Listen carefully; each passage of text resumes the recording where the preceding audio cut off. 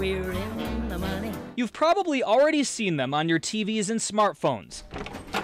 Hi, I'm Tina Smith. Political ads, and plenty of them.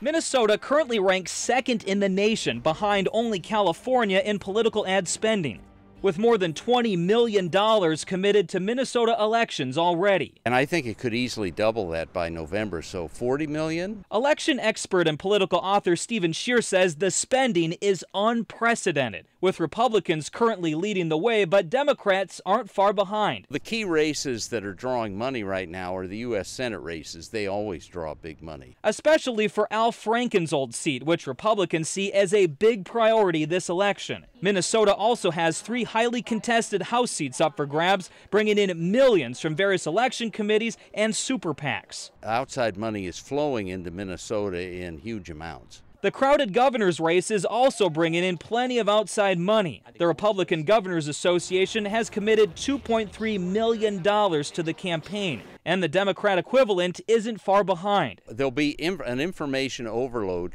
and a lot of that information will be tainted information from the campaigns that contain huge amounts of spin. Scheer says both parties are racing to buy up as much TV time as they can, but with dwindling spots available, they're now turning to social media like Facebook to get their messages across, despite a growing frustration with social media ads that some argue have no filters or way of verifying what's real and what's fake. But if you put enough of it out there, it tends to stick to people like Velcro, and then they get the message. It takes extraordinary strength. Gordon Severson, KARE 11 News.